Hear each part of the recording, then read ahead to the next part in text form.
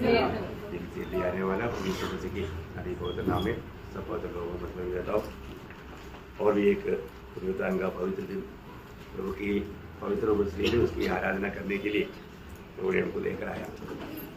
लोग आज मौसम के कारण बहुत लोग बीमार है, तो भी प्रभु ने हमें यहाँ तक आने में मदद किया। बहुत बड़ी कृपा है ना, जो प्रभु यीशु मसीह ने हमसे जो प्रेम किया, वो प्रेम पाया हुआ लोग है मसीह लोग, और मसीह को प्रेम करता है। सच्ची बात है। और तो कितने लोगों ने प्रभु को देखा है? ना देखा हुआ लोगों को प्यार करना धोखा है ना, है ना। आजकल मोबाइल में चीट होता है तो लोग एक दूसरे को प्यार करता है। आजकल प्यार बढ़ जाता, प्यार बढ़ करके बोलेंगे वो नदी के किनारे में पेड़ की तरह मिलेंगे, मिलने के लिए जाता है तो 70 साल का बुढ़ा तो मिला, ऐसे प्यार किया तब मालूम पड़ा बाप रे ये बुढ़े से मैंने प्यार किया, भागता हूँ। ऐसे बात है मसीह जीवन? नहीं, मसीह जीवन ऐसा नहीं। हमने पत्रोस बोलता है ना, पहला पत्रोस 12 अध्याय 8-9 वचन। उसने तुम बिन देखे प्रेम रखते हो, उसको तुम बिन देखे प्रेम करते हो, और अब तो उस पर बिन देखे भी विश्वास रखे। अभी देखो, बिन देखे प्रेम भी करता और बिन देखे विश्वास भी करता। ऐसे आनंदित और मगन होते हो जो वर्णन से बाहर। देखा, प्रभु के साथ का हमारे संबंध में हमने देखा नहीं तो भी प्रेम करता और उस पर हम विश्वास भी करता, और वो भी कैसा करता? बहुत मगन होकर, बहुत मगन होकर। ये कोई हल्की बात है क्या?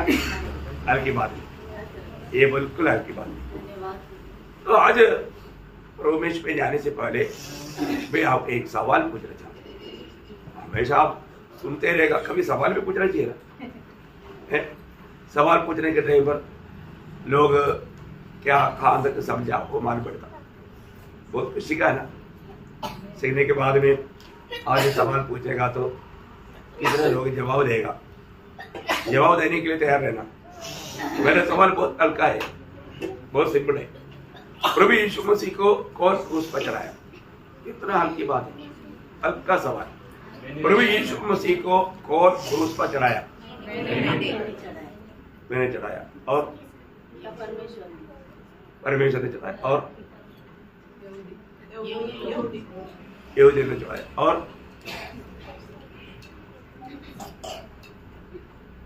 और कहीं यीशु मसीह, और 4 बात बोला आपने, बहुत अच्छा बोला। और कहीं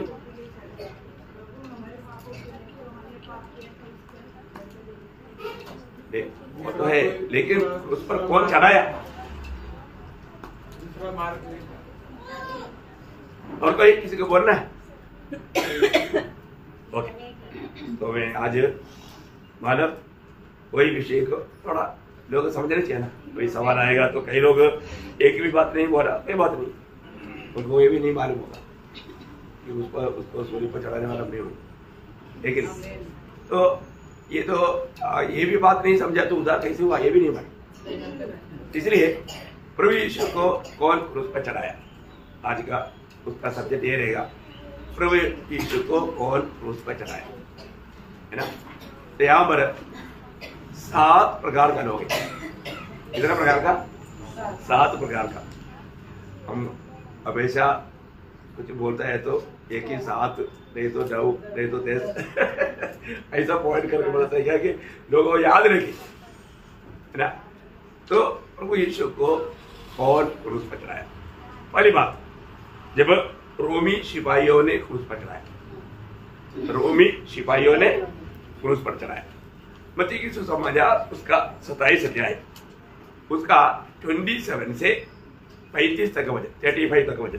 तब हाकिम के सिपाहियों ने यीशु को किले में ले जाकर, और एक बार रेफरेंस बोल देता है, कई लोग क्या नहीं, इसलिए मत्ती की सुसमाचार उसका 27 या 27 चैप्टर, उसका 27 से 35, 27 से 85।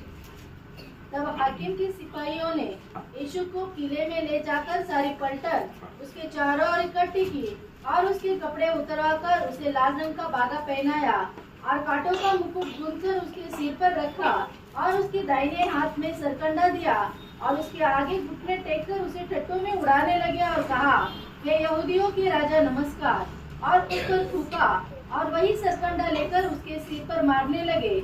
जब वे उसका ठट्टा कर चुके तो वह बागा उस पर से उतार कर फिर उसी के कपड़े उसे पहनाए और क्रूस पर चढ़ाने के लिए ले चले। बाहर जाते हुए उन्हें शमौन नामक एक कुरेनी मनुष्य मिला। उन्होंने उसे बेगार में पकड़ा कि उसका क्रूस उठाकर ले चले।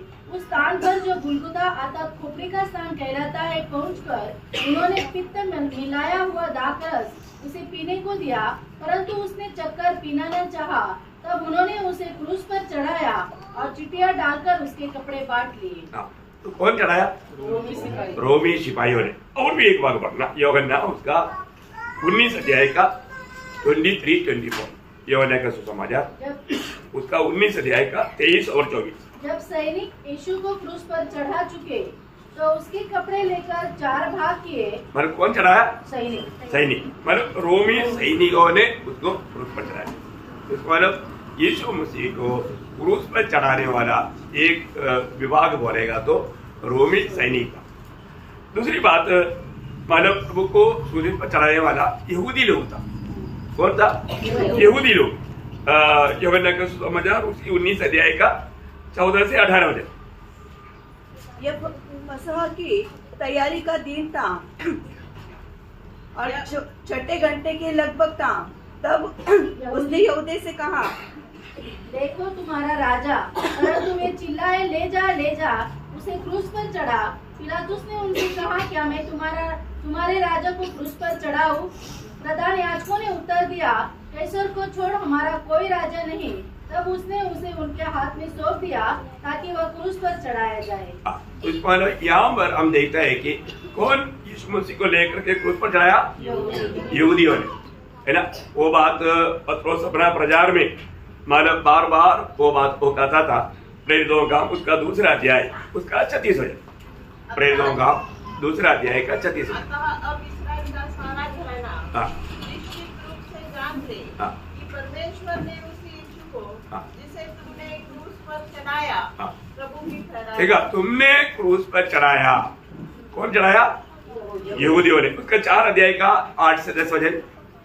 तब पतरस ने पवित्र आत्मा से परिपूर्ण होकर उनसे कहा, हे लोगों के सरदारों और पुरनियों, इस दुर्बल मनुष्य के साथ जो भलाई की गई है, यदि आज हमसे उसके विषय में पूछताछ की जाती है कि वह कैसे अच्छा हुआ, तो तुम सब और सारे इस्राएली लोग जान ले कि यीशु मसीह नासरी के नाम से जिसे तुमने क्रूस पर चढ़ाया। देखा, जिसको तुमने क्रूस पर चढ़ाया। कौन चढ़ाया? यहूदी लोगों ने। साफ बात। उसका मतलब हमने देखा प्रभु यीशु मसीह को क्रूस पर चढ़ाने वाला रोमी सिपाही थे, और हम यहाँ पर देखता है प्रभु यीशु मसीह को क्रूस पर चढ़ाने वाला यहूदी लोग थे। तीसरा हम देखता है कि मानव यूहन्ना उसका 19 अध्याय उसका 15 वचन। यूहन्ना उसका 19 अध्याय 15 वचन। परंतु वे चिल्लाए, ले जा उसे क्रूस पर चढ़ा। पिलातुस ने उनसे कहा, क्या मैं तुम्हारे राजा को क्रूस पर चढ़ाऊं? प्रधान याजकों ने उत्तर दिया, कैसर को छोड़ हमारा कोई राजा नहीं। तब उसने उसे उनके हाथ सौंप दिया ताकि वह क्रूस पर चढ़ाया जाए। देखा, इसका मतलब यहाँ पर यीशु मसीह को क्रूस पर कौन चढ़ाया? पिलातुस ने। आप देखिए, पिलातुस ने यीशु मसीह को, और उसमें एक प्रकार एक भाग हेरोदा का भी है। अगर आप प्रेरितों का उसका 4 अध्याय का 27 वचन पढ़ेगा तो इसमें, क्योंकि सचमुच तेरे सेवक यीशु के विरोध में जिसका तूने अभिषेक किया, हेरोदेस और पुन्तियुस पिलातुस। देखा, हेरोदेस और पुन्तियुस पिलातुस, या ये दोनों, अभी आपको मालूम है हेरोदा भी मानव राजा था और पिलातुस गवर्नर था। इनका भी आपस में फाइट चलता था कि हमसे कौन बड़ा है। लेकिन जो भी है, मसीह के खातिर इनका दोस्ती बढ़ गया और सूली पर चढ़ाने के विषय में एक बन गया। मतलब हेरोदा और पिलातुस मिल करके यीशु मसीह को सूली पर चढ़ाया। और कितना ग्रुप हो गया? 4 ग्रुप हो गया। रोमी सिपाहियों ने और यहूदियों ने और हेरोदा और पिलातुस मिल करके। और 4वीं बात हम देखते हैं, मतलब यीशु मसीह को सूली पर चढ़ाने वाला वो एकदम दुष्टात्मा सेना है। कौन है? शैतानिक सेना। शैतानिक सेना डायरेक्ट आकर के कार्य नहीं करता, वो किसी में होकर करता, किसी लोगों के द्वारा वो करता है ना। यूहन्ना का सुसमाचार उसका 13 अध्याय का 27 वचन। यूहन्ना का सुसमाचार चैप्टर 13 verse 27। लेते ही शैतान उसमें समा गया। हाँ, मतलब टुकड़ा लेते ही शैतान उसमें आ गया। किसमें आ गया? यहूदिया इस्करियोता में। अभी यहूदिया इस्करियोता में जो भी काम होगा, अभी किसका काम होगा? शैतान का। उसका मतलब 14 अध्याय का 30 वचन। मैं अब तुम्हारे साथ और बहुत बातें न करूंगा, हाँ। क्योंकि संसार का सरदार, हाँ बनाना वही है, संसार का सरदार आता है, हाँ। मुझ पर उसका कोई अधिकार नहीं। हाँ, बोलने का अर्थ अभी यहाँ पर आपको मालूम है कि इस संसार का सरदार बनेगा तो शैतान मालूम किसमें होकर के आ रहा है? यहूदा में होकर के आ रहा है। तो इसका मतलब क्या है कि लूका का सुसमाचार 22 अध्याय उसका 3 से 6 भी पढ़िएगा। लूका उसका 22 अध्याय का 3 से 6। तब शैतान यहूदा में समाया, जो इस्करियोती कहलाता और 12 चेलों में गिना जाता था। उसने जाकर प्रधान याजकों और पहरुओं के सरदारों के साथ बातचीत की कि उसको किस प्रकार उनके हाथ पकड़वाए। वे आनंदित हुए और उसे रुपए देने का वचन दिया। उसने मान लिया और अवसर ढूंढने लगा कि जब भीड़ न हो तो उसे उनके हाथ पकड़वा दे। देखा, मतलब अभी यहाँ पर इसका पीछे काम कर रहा कौन है? शैतान और उनका दूतगण। शैतान और उनका दूतगण। तो यहाँ पर एक ग्रुप है, शैतान और उनका सेना है। वो लोग भी प्रभु यीशु मसीह को सूली पर चढ़ाना उनके लिए धोखा है करके आखिर में उनको मालूम पड़ा, क्योंकि कोलोसियों 2 अध्याय का 15 वचन। कोलोसियों 2 का 15। और उसने प्रधानता और अधिकारियों को ऊपर से उतारकर उनका खुला तमाशा बनाया और क्रूस के द्वारा उन पर जय जयकार की ध्वनि सुनाई। देखा, क्रूस में वास्तव में क्या हो रहा था? शैतान बुरी तरह से हार रहा था, लेकिन उसको मालूम नहीं था, है ना, क्योंकि वो चतुराई से मानव को फंसाया था, तो वो भी उसमें फंस गया। जो गेटा खोदेगा वो उसमें गिरेगा। तो और 5वां ग्रुप कौन था हमारे में? 5वां यीशु मसीह को सूली पर चढ़ाने वाला कौन था? वो यीशु मसीह स्वयं था। क्या था? यीशु मसीह स्वयं। यूहन्ना का सुसमाचार उसका 10 अध्याय उसका 15 से 18 तक हो जाए। जैसा पिता मुझे जानता है और मैं पिता को जानता हूँ और मैं भेड़ों के लिए अपना प्राण देता हूँ।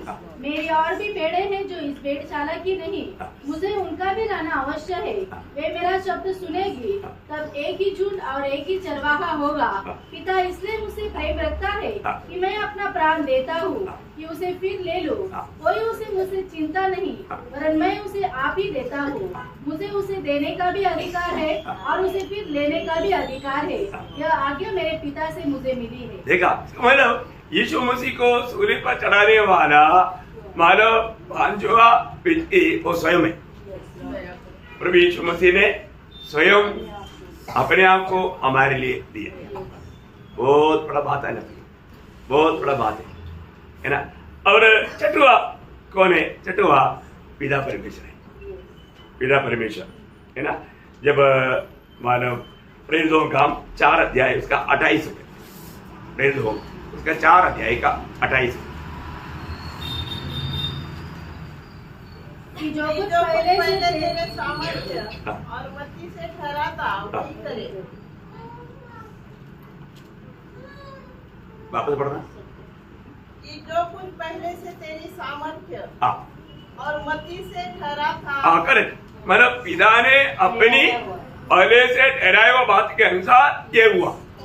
बोलेगा तो पिता की उस योजना से, जैसे अभी हम यशायाह नबी किताब में होशे में वो प्रकाशन दिया था, उसका यशायाह 53 अध्याय का 6 वचन। हम तो सबके सब भेड़ों के समान भटक गए थे।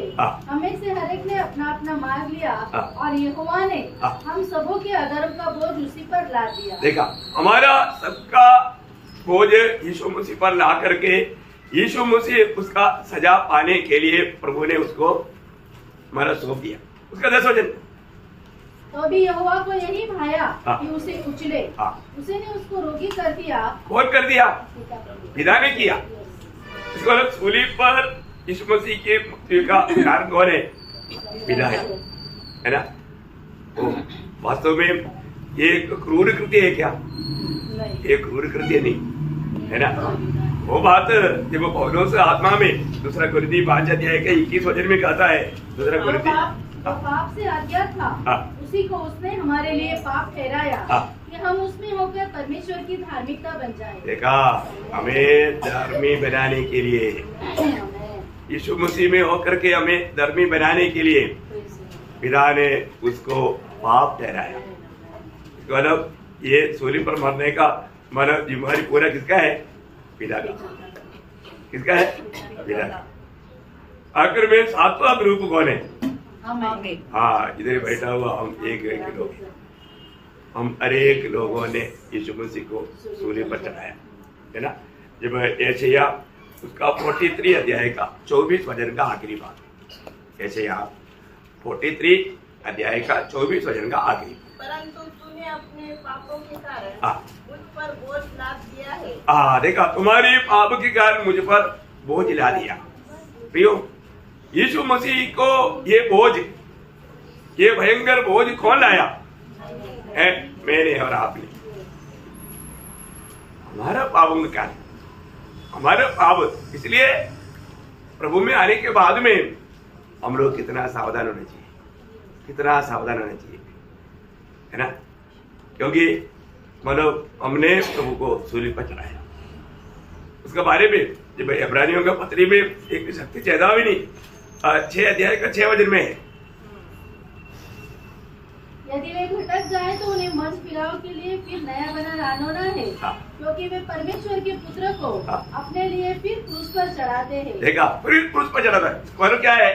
उद्धार पाया वचन, उद्धार पाया वो लोग वापस पाप करे तो वो यीशु मसीह को वापस क्रूस पर चढ़ाते। एक बार चढ़ाया था, इतना में भी खुशी नहीं।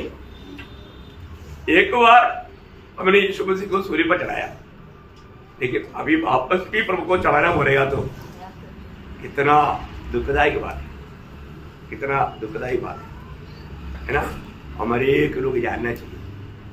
एक बात मैं आपको खास करके यहाँ पर बताना चाहता हूँ, हमारा अवस्था कहाँ पर था, हमें प्रभु ने क्या बनाया, क्या किया, ये हम लोग अगर सही रीति में हमको उसका थोड़ा प्रकाश मिल जाएगा तो, है ना, हमारे ये अवस्था सब बदल जाएगा, ये अवस्था सब बदल जाएगा। ये सब प्रभु ने जो भी क्रूस पर किया, या प्रभु का हमारे बारे में जो योजना बता दी, प्रभु में आने के बाद में हम लोग जानना चाहिए। हम लोग अधिकतर ये दुनिया का क्षण भर का जीवन की बातों के लिए पूरा समय व्यतीत कर रहा है, तो आनंद काल का बारे में लोग सोचता नहीं। प्रभु में आने के बाद में भी बहुत से लोग ये बात को शायद सही रीति में नहीं समझा, है ना। तो अभी यहाँ पर हमने देखा प्रभु यीशु मसीह को क्रूस पर चढ़ाने वाला 7 प्रकार का 7 झुंड लोग थे। कौन कौन है? कौन बोलेगा अभी? रोमी सिपाही 2, यहूदी लोग 3, पिलातुस और दोनों का भागे, और 4 शैतान और उनका शहर, और 5 प्रभु यीशु मसीह स्वयं, और 6 पिता परमेश्वर, और 7 हम लोग, है ना। ये सब क्यों हुआ? ये सब क्यों हुआ? किस कारण से हुआ? यही बात जानना, है ना। जब पहला यूहन्ना उसका 3रा अध्याय, उसका 1 से 3 वचन, पहला यूहन्ना उसका 3रा अध्याय का 1 से 3। देखो पिता ने हमसे कैसा प्रेम किया है कि हम परमेश्वर की संतान कहलाए और हम हैं भी। इस कारण संसार हमें नहीं जानता क्योंकि उसने उसे भी नहीं जाना। हे प्रियो, अब हम परमेश्वर की संतान हैं और अभी तक यह प्रकट नहीं हुआ कि हम क्या कुछ होंगे। इतना जानते हैं कि जब वह प्रकट होगा तो हम उसके समान होंगे, क्योंकि उसको वैसा ही देखेंगे जैसा वो है। और जो कोई उस पर यह आशा रखता है वो अपने आप को वैसा ही पवित्र करता है जैसा वो पवित्र है। बहुत बड़ा गहरा वचन है, बहुत बड़ा गहरा वचन है।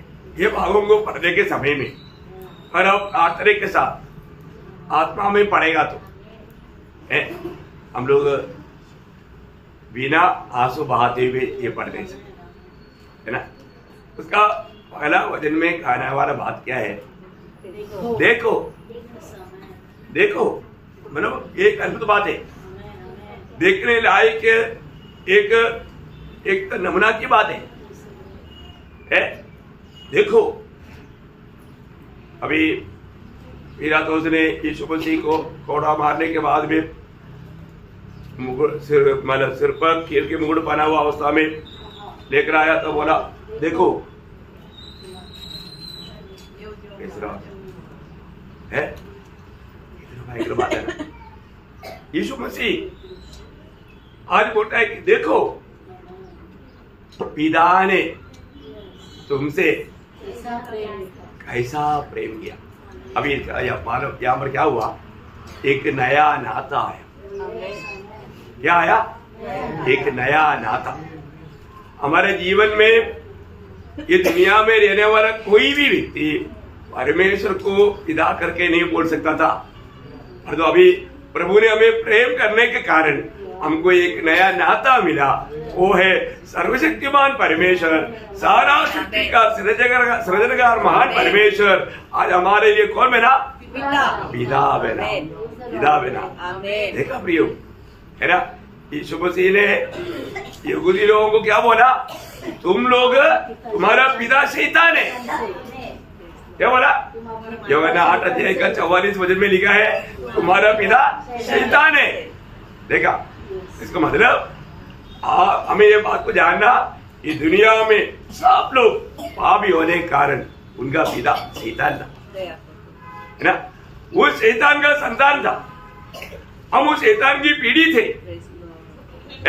हम कहाँ जाने वाला था? हम नरक में है। जब मत्ती 25 अध्याय का 41 वचन में क्या लिखा है? भाई और लोगों को प्रभु क्या बोलता? हे शापित लोगों, मेरे सामने से उस अनंत आग में चले जाओ, उस अनंत आग में चले जाओ जो शैतान और उसके दूतों के लिए तैयार की गई। देखा, शैतान और उनका दूतों के लिए तैयार किया। इसका मतलब जिसका बेटा है वो पिता के पास जाएगा। कहाँ जाएगा? पिता के पास। कहाँ जाना चाहिए था? हम कहाँ जाने वाला था? समझ में आ रहा है प्रियो? हम उस अनंत आग के लिए नियुक्त था।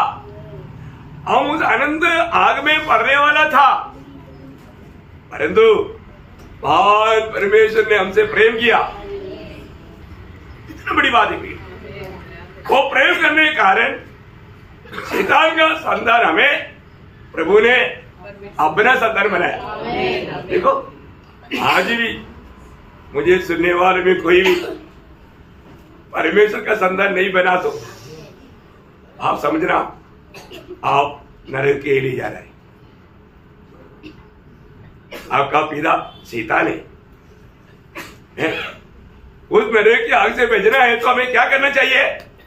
हमें परमेश्वर का संतान बनना चाहिए। परमेश्वर का संतान कब बनेगा? हाँ, यूहन्ना का सुसमाचार 12 अध्याय का 12 वचन सबको मालूम है। तो जितनों ने उसे ग्रहण किया, उसे उन्हें परमेश्वर की संतान कहलाने का अधिकार दिया। देखा, बहुत बड़ी बात है प्रियो।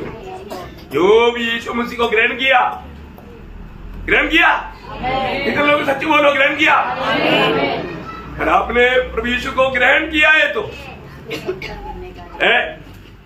आप प्रभु का बेटा बन गया। अगर ग्रहण नहीं किया, ग्रहण करने के लिए किसी के पीछे लाठी लेकर नहीं आएगा, है ना। गलातियों 3:26, गलातियों 3 अध्याय का 26 वचन। क्योंकि तुम सब उस विश्वास के द्वारा हाँ। जो मसीह यीशु पर है परमेश्वर की संतान हो। देखा, यीशु पर विश्वास किया वो लोग परमेश्वर का संतान है। प्रियो, आज तक अगर आपको परमेश्वर की संतान होने के लिए अगर मौका नहीं मिला तो आज प्रभु आपको बुला रहा है। प्रभु यीशु पर विश्वास कर तो आप परमेश्वर का संतान बन जाएगा। बहुत बड़ी बात है, समझ लो। अभी प्रभु ने वो प्रेम देने के कारण हमको महान परमेश्वर के साथ एक नया नाता जोड़ा, वो है पिता। क्या है? पिता। प्रियो, अभी हमको मालूम, अभी हम परदेशी यात्रा में है, हमारे प्रभु आएगा, हमको लेने के लिए आएगा। है, देखो प्रभु ने हमें इतना बड़ा प्रेम दिया। प्रियो, प्रभु का प्रेम हम लोग अनुग्रह के द्वारा उधार पाया। उधार पाया हुआ लोग कितना धनी लोग है ना। आपको मालूम, कल मैंने एक बात बताया, आप लोगों को याद आएगा, याद में रहेगा। है, जब इफिसियों 2 अध्याय उसका 7 वचन है ना। हाँ, ये वह अपनी उस कृपा से हाँ। जो मसीह यीशु में है हम पर हाँ। आने वाले समय में हाँ। अपने अनुग्रह का असीम प्रेम दिखाएगा। देखो, आने वाला समय में प्रभु अपनी असीम धन हमको दिखाते रहेगा। दिखा करके खत्म नहीं होगा, दिखाता रहेगा। Praise the Lord. कितने लोग याद आया कल? याद है ना? हाँ, कल आया वो लोगों के लिए धन्यवाद। बाकी लोग अभी जब यूट्यूब आएगा तो देख लेना। प्रियो, बहुत बड़ी बात है, जो लोग प्रभु में आया, प्रभु का अनुग्रह का वो असीम धन बोलेगा तो हमारे भावना से बहुत बहुत भयंकर है, बहुत भयंकर है।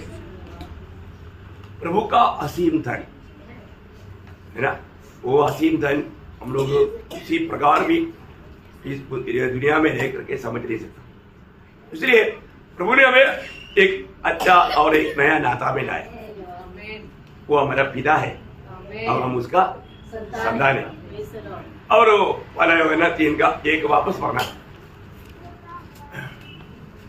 देखो, पिता ने हमसे कैसा प्रेम किया है कि हम परमेश्वर की संतान कहलाए, और हम है भी। इस कारण संसार हमें नहीं जानता, क्योंकि उसने भी नहीं जाना। देखा, आज दुनिया हमें भी नहीं जानता और प्रभु को भी नहीं जानता। तो ये कितनी बड़ी बात है? और तो आज हमने प्रभु को जाना है कि नहीं?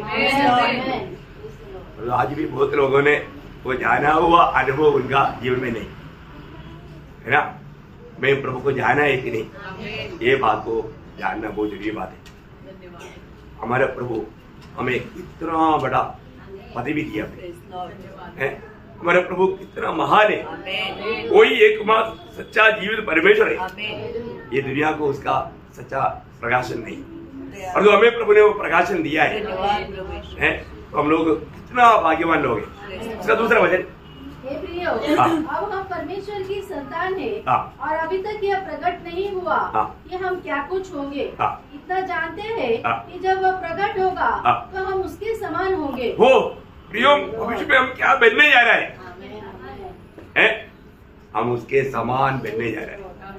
आप देखो, उसके समान, परमेश्वर को उसके समान बन करके हम उसको देखेगा। ये बातें हमारे लिए दिया हुआ, हमें एक नया आशा दिया। हम क्या बनेगा? जो लोग उधार नहीं पाया उनको कोई आशा नहीं, हर दो जिन्होंने प्रभु को पाया उनको आशा है।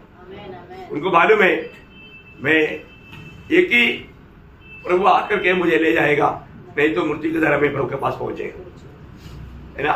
और जब प्रभु यीशु मसीह जब आएगा उस समय में मेरे शरीर रूपांतर हो जाएगा। आप देखो कितना बड़ी बात है। प्रभु का वचन कहता है, जैसे वह है वैसा, यीशु मसीह जैसा है वैसा। तो हम लोग अपनी भावना में कहां तक ला सकता? नहीं ला सकता, नहीं ला सकता। प्रभु को कोई नहीं देख सकता। प्रभु ये दुनिया में मैंने 3.5 साल तक इतना अच्छा संगति किया हुआ यूहन्ना पत्मोस टापू में महिमा में जब प्रभु को देखा मुर्दा ऐसा गिर गया। जब वो पहाड़ में पत्रोस और याकूब यूहन्ना जब यीशु मसीह की थोड़ा सा महिमा देखा तीनों गिर गया। देखा ऐसा है तो प्रभु अपना उस महिमा से जब आएगा उस समय में हम लोग नहीं गिरेगा, हम लोग क्या होगा, रूपांतर हो जाएगा, हमें एक नया शरीर मिलेगा। वो शरीर जैसा वो है वैसा मिल जाएगा। ये कितना धन्यवाद है, कितना धन्यवाद है। ये हमें परखना है।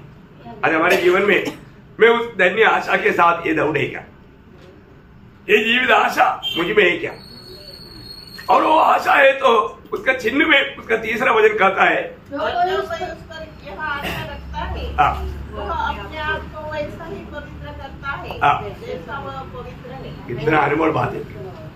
मालूम क्या है कि प्रभु में आया हुआ एक व्यक्ति का स्वभाव बदलेगा। क्या हो जाएगा, वो उनका स्वभाव बदल जाएगा। वो सड़ा हुआ स्वभाव नहीं, छोटी छोटी बातों में नफरत करना, बैर करना, झगड़ा करना, निराश होना, दुखी बनना, ऐसा बात ही नहीं। यीशु मसीह की ईश्वरीय स्वभाव में वो पूर्ण रूप में बदल जाएगा। बाप रे, आप देखो प्रियो, आज हम उसका सौभाग्य है ना। दूसरा पत्रुस 1 अध्याय का 4 वचन में लिखा है, इनके द्वारा उसने हमें बहुत और बहुमूल्य बड़ी प्रतिज्ञाएं दी है ताकि इनके द्वारा तुम उस सड़ाहट से छूटकर जो संसार में बुरी अभिलाषाओं से होते हैं ईश्वरीय स्वभाव के सौभाग्य हो जाओ। देखा प्रियो, हमें आज ये जीवन की यात्रा में रोज रोज प्रभु यीशु मसीह के स्वभाव में बढ़ते जाना है, बढ़ते जाना है। यीशु मसीह के स्वभाव में बढ़ना बहुत बड़ी बात है। अपने जीवन में मैं कहां तक मसीह के स्वभाव में बढ़ता है ना, ये बात को हमें जानना है। यीशु मसीह का स्वभाव आज मेरे जीवन में है क्या है? और यीशु मसीह के स्वभाव हमारा नहीं बना तो वो प्रभु के साथ रह जाएगा, स्वर्ग में नहीं रह सकेगा। अभी ये छोटा सा आयु में हमें यीशु मसीह की स्वभाव में दिन प्रतिदिन बदलते जाना, ये बात को हमें परखना है। प्रभु ने उसके लिए हमें प्रेम दिया प्रिय, और हम प्रभु को प्रेम करता है उसका भी चिन्ह है कि हम मसीह स्वभाव में बढ़ रहे हैं। ऐसा फिलिपियों 2:5 में लिखा है, जैसा स्वभाव था तुम्हारा भी स्वभाव, तुम्हारा भी स्वभाव ऐसे बनना है ना। बहुत बड़ी बात है हर एक बातों में, है ना। हम लोग अगर जीवन में उसकी जैसा बनने के लिए एक सच्चा तैयारी और सच्चा समर्पण नहीं देगा तो। एक बार एक विश्वासी एक रोमन कैथोलिक के व्यक्ति को अपने मंडली में लेकर आए। उनका लक्ष्य क्या था, वो व्यक्ति को जीतना, तो आत्मा को जीतना। तो वो व्यक्ति जब आया, आने के बाद में उन्होंने देखा आधा घंटे के बाद में एक आ रहा है, 1 घंटे के बाद में भी एक आ रहा है, और आने के बाद में कुछ उधर कर रहा है आवाज है, इधर उधर भाग रहा है, कोई बीच में उड़ करके जा रहा है। तो वो व्यक्ति मीटिंग के बाद में बोला, अरे तुम्हारे मतलब उधर ही प्रभु का थोड़ा भी भय नहीं है क्या? हमारे रोमन कैथोलिक में आकर देखो, 8 बजे का मास है तो 5 मिनट पहले सबके सब आकर के बैठा होगा। 5 मिनट पहले आप लोग, मेरा पूरा परमिशन, एक बार जाके रोमन कैथोलिक में देख रहा हूं। मैं रोमन कैथोलिक से मैं आपको बताता हूं, एक जन भी लेट नहीं आएगा, एक जन भी बाहर घूमेगा नहीं। आराधना के समय में बच्चा है तो बच्चे के साथ शांत बैठेगा वहां पर। प्रियो, एक रोमन कैथोलिक में इतना डिसिप्लिन है, और तू प्रभु का लोगों का डिसिप्लिन देखो। दुख है ये बोलने के लिए। आप बोलता है मैं उधार पाया, भैया उधार पाया हुआ एक थोड़ा भी स्मेल तक नहीं, दूसरे लोगों के सामने हमारे जीवन में एक आदर्श नहीं है। ऐसा मंडली में कौन आएगा भाई? आप देखो, हम प्रभु का निंदा करने के लिए यहां पर आता है, हमारे जीवन से प्रभु का महिमा होता है क्या? और बड़ी आराम से प्रभु में इसमें भी हाथ डाल देता है, अपने मनमानी में जीता है। प्रियो, प्रभु का भय मानो, प्रभु का भय मानो। वेदना होता है, दुख होता है प्रियो। लोग पूरा कितना कितना दुख तकलीफ वेदना में तड़प रहा है, और आपको चारों तरफ से सुविधा देने के बावजूद भी आप प्रभु को इतना तुच्छ करते हो, प्रभु का भय नहीं, मनमानी। प्रियो, इसको मसीह जीवन नहीं बोलता, ये मंडली जीवन नहीं बोलता। प्रियो, आपको एक गणक में नहीं आया। सिनेमा थिएटर में तक इससे भी डिसिप्लिन है, पर आप लोग प्रभु को बस्ती में आता है तो थोड़ा भी डिसिप्लिन नहीं। दुख लगता है, दुख वेदना के कारण मैं बोल रहा हूं, बहुत छाती फाड़ करके बोल रहा हूं, है ना। अपने जीवन में प्रियो प्रभु से आभारी रहो। प्रभु ने हमें इतना बड़ा प्यार दिया, प्यार पाया कि नहीं? और आपका उद्धार हुआ है तो आप प्यार पाए बोलोगे, उद्धार नहीं हुआ तो बात अलग है। और उद्धार पाया है तो ये जीवन बहुत सावधानी से बरतिए। हर एक बातों में हमें कितना प्रभु को सम्मान करके, प्रभु को गौरव करके जीना चाहिए, है ना। हम लोगों को ये जानना, सच में आज प्रभु मुझ में आनंद दे क्या? प्रभु को प्रसन्न करने वाले एक जीवन में बिताता है क्या? आज भी कितना भी शिक्षण रहने के बावजूद भी मसीह जीवन को, प्रभु को जीने के लिए लोग तैयार नहीं। कितना दुख लगता है, कितना दुख लगता है।